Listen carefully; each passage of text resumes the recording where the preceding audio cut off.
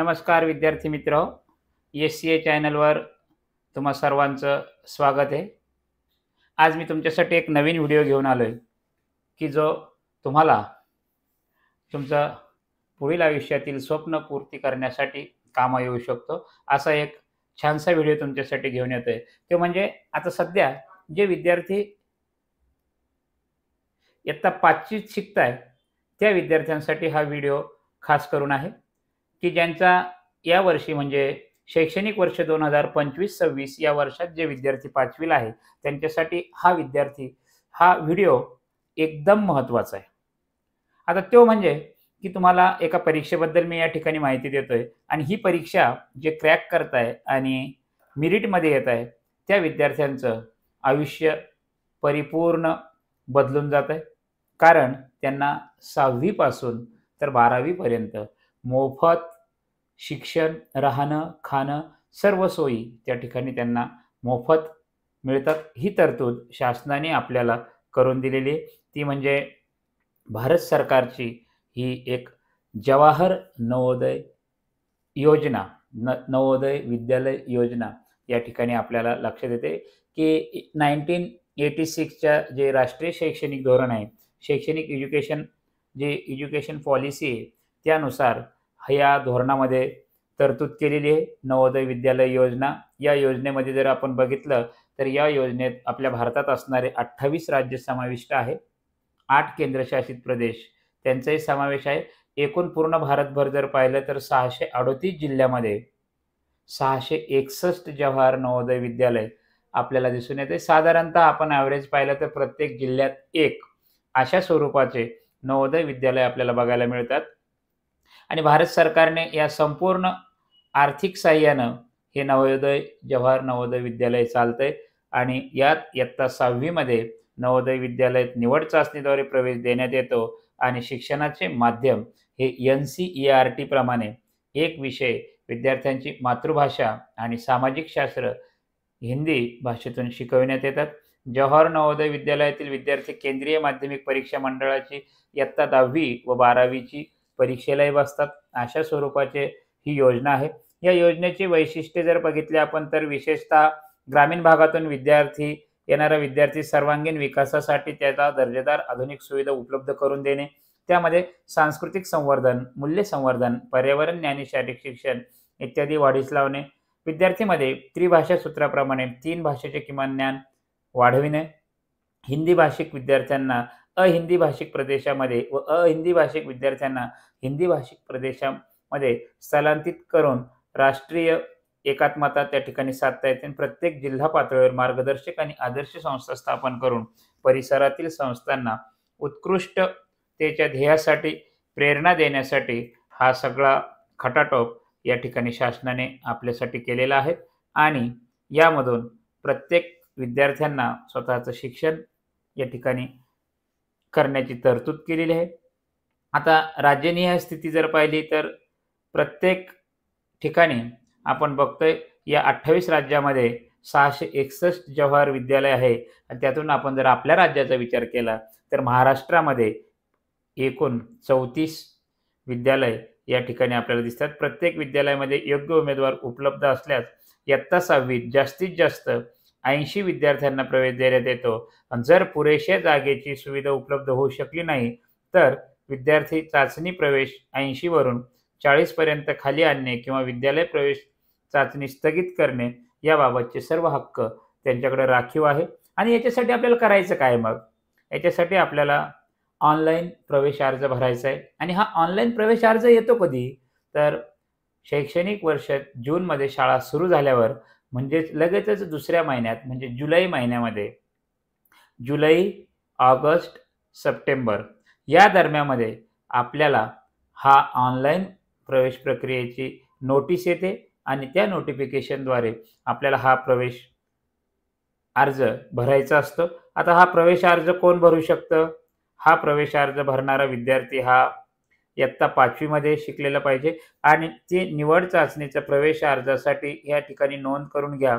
www.navoday.gov.in या संकेतस्थळावर आपल्याला ॲडमिशन पोर्टलवर NVHच्या माध्यमातून हा अर्ज विनामूल्य या ठिकाणी बघता येतो आणि उमेदवाराचा निवास हा बघितला जातो. या ठिकाणी तो ग्रामीण भागातील आहे की शहरी भागातील आहे या स्वरूपाचं बघितलं जातं. त्याचं वय, त्याची शैक्षणिक पात्रता इत्यादी पुराव्याची विस्तृत आणि सविस्तर तपासणी झालेल्या मुलांचीच निवड चाचणी होते. पात्र उमेदवारांनी ऑनलाईन अर्ज करताना ते 5वी शिकत असलेल्या शाळेच्या मुख्याध्यापकाकडून योग्यरित्या भरलेलं प्रमाणपत्र, ज्यावर स्वतःचे अलीकडच्या काळात काढलेले छायाचित्र आणि स्वतःची पालकाची स्वाक्षरी व मुख्याध्यापकाकडून प्रति हस्ताक्षरित केलेलं प्रमाणपत्र हे JPG स्वरूपात आपल्याला ऑनलाईनवर अपलोड करायचं असतं. त्यानंतर या पात्र विद्यार्थ्यांना NIOS उमेदवारांनी B प्रमाणपत्र मिळवणे आवश्यक असते आणि ते शिक्षण घेत असलेला तोच जिल्हा असावा जेथे तो प्रवेश घेऊ इच्छितो. म्हणजे प्रत्येक जिल्ह्यातला विद्यार्थी त्याच जिल्ह्यात असतो आणि त्यासाठी हा पुरावा सर्व जवाहर नवोदय विद्यालयामध्ये उमेदवाराच्या व पालकाच्या मदतीसाठी मदत केंद्र स्थापन केलेलं असतं. त्याद्वारे तो अर्ज विनामूल्य भरू शकतील.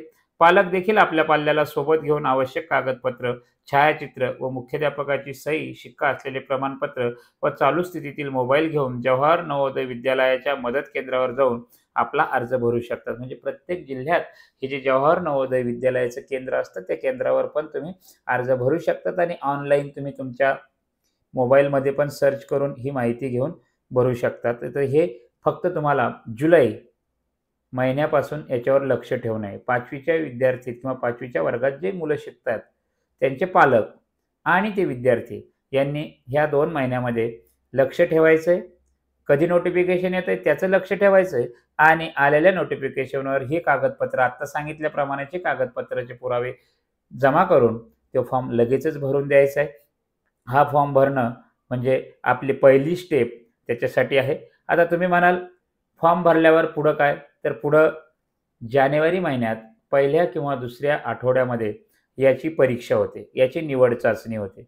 ठीक आहे, माहिती झालं निवड चाचणी कधी, पण निवड चाचणीची परीक्षा द्यायची कशी? आता निवड चाचणीची परीक्षा द्यायची, त्या परीक्षेत काय काय असतं त्या संदर्भात मी तुम्हाला सांगतोय. बघा, निवड चाचणीची परीक्षा, त्या चाचणीचं माध्यम तुम्हाला मराठीमध्ये या ठिकाणी हिंदीमध्ये, इंग्रजीमध्ये देता येतं. 5वीच्या इयत्तेतील विद्यार्थ्यांना जी भाषा माध्यम असेल त्याच माध्यमातून चाचणी परीक्षा देता येते. म्हणजे तुम्ही ज्या माध्यमात शिकताय त्या माध्यमामध्ये तुम्हाला परीक्षा देता येते. जर तुम्ही इंग्लिश मीडियमला असाल तर तुम्हाला परीक्षा इंग्लिश मीडियमला देता येते. जर तुम्ही सेमी मराठीला असाल तर तुमची परीक्षा त्याच माध्यमातून होणार. चाचणी परीक्षा ही 2 तासाची असते आणि 2 तासाची असलेली चाचणी परीक्षा त्यामध्ये 3 विभाग असतात. प्रत्येक विभागामध्ये वस्तुनिष्ठ प्रश्नांचा समावेश असतो आणि त्या वस्तुनिष्ठ प्रश्नाच्या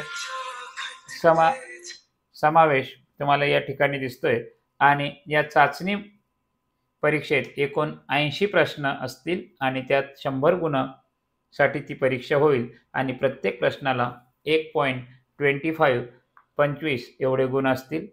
तर अशा स्वरूपाच्या या परीक्षेमध्ये 3 विभाग किंवा 3 सब्जेक्ट आहेत. त्यात मानसिक क्षमता 40 प्रश्न विचारले जातात, 50 गुण आहे. अंकगणित चाचणी 20 प्रश्न विचारले जातात, 25 गुण आहे. भाषा चाचणी म्हणजे आता प्रत्येक राज्यानुसार भाषा चाचणी होते. ज्या राज्याची जी भाषा आहे त्या भाषेचा त्यात समावेश असतो. आपण महाराष्ट्रात राहतो तर आपली महाराष्ट्राची भाषा आहे, मातृभाषा ही मराठी असल्या कारणानं मराठी भाषा त्या ठिकाणी आपल्याला आहे आणि यात 20 प्रश्न विचारले जातात 25 गुणासाठी.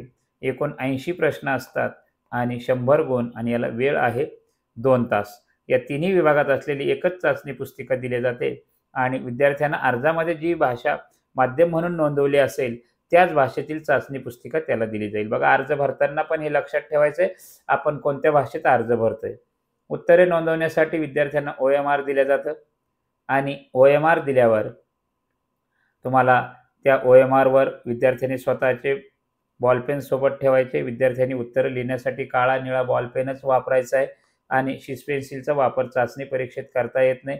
पेन्सिलचा वापर या ठिकाणी नाही आहे आणि प्रत्येक प्रश्नासाठी 4 संभाव्य उत्तरं सुचवलेले असतात आणि त्यातील एकच उत्तर अचूक असेल. विद्यार्थ्यांना अचूक उत्तराचा पर्याय निवडायचा आहे आणि निवडलेला पर्याय गडद करावा. उदाहरणार्थ, जर तुमचा प्रश्न क्रमांक 37 योग्य पर्याय सी हा असेल तर तो सी पर्याय खाली दिल्याप्रमाणे गडद करायचा, म्हणजे इथं दाखवल्याप्रमाणे तुम्हाला गडद करायचं आहे. आणि उत्तरपत्रिकेतील एकदा रंगवलेलं उत्तर बदलता येत नाही. एकदा हे रंगवलं आणि तुम्हाला वाटलं की ह्या प्रश्नाचं उत्तर डी आहे, तर ते चालत नाही. इथं तुम्ही पुन्हा डी जर केलं तर हा प्रश्न तुमचा रॉंग होतोय. एकच एक उत्तर त्या ठिकाणी तुम्हाला वापरायचं आहे. एकच उत्तर तुमचं जेव्हा राहील तेव्हा तुमचं ते उत्तर बरोबर असणार आहे. आलं लक्षात? त्यानंतर उत्तरपत्रिकेतील रंगवलेला बदल तुम्हाला करता येत नाही आणि OMR पत्रिकेतील उत्तर ग्राह्य धरल्या जात नाही. चुकीच्या उत्तरासाठी किंवा गुण वजा केले जाणार नाहीत. ही एक महत्त्वाची गोष्ट आहे आपल्यासाठी. एखादा बाय चान्स प्रश्न आपला चुकला तर आपले या ठिकाणी गुण कापले जात नाही किंवा कमी केल्या जात नाही. विद्यार्थ्याला काही सूचना असतात, त्या सूचना आपल्याला पाळायच्या आहे आणि त्यानुसार तुम्हाला हे जे सांगितलंय मी, की अशा स्वरूपाचं एक ॲप्लिकेशन फॉर्म तुम्हाला जुलै ते ऑक्टोबर या कालावधीमध्ये तयार ठेवायचा आहे.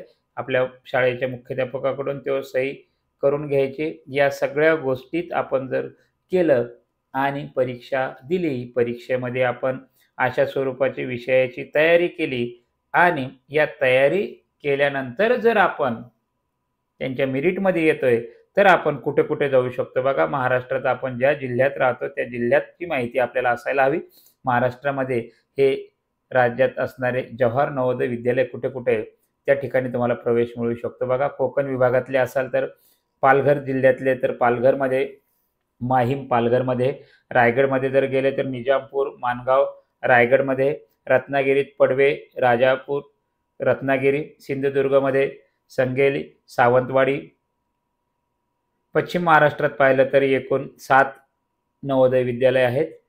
नाशिक, अहिल्यानगर, पुणे, सातारा, कोल्हापूर, सांगली, सोलापूर या एकूण 7 जिल्ह्यामध्ये आपल्याला पश्चिम महाराष्ट्रात सुद्धा दिसते. आता बघा, आपल्या मराठवाड्यात जर बघितलंय तर मराठवाड्यात एकूण 8 नवोदय विद्यालय आहे.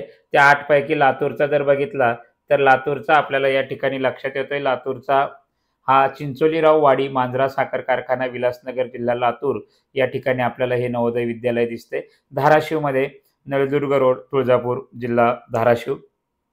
छत्रपती संभाजीनगरमध्ये जर बघितलं आपण तर कन्नडला छत्रपती संभाजीनगरचे नवोदय विद्यालयाची भव्य अशी इमारत, भव्य प्रांगण आणि एकदम असं मनाला भावेल असं कॅम्पस या ठिकाणी कन्नडला आपल्याला आहे आपल्या जिल्ह्यासाठीचं.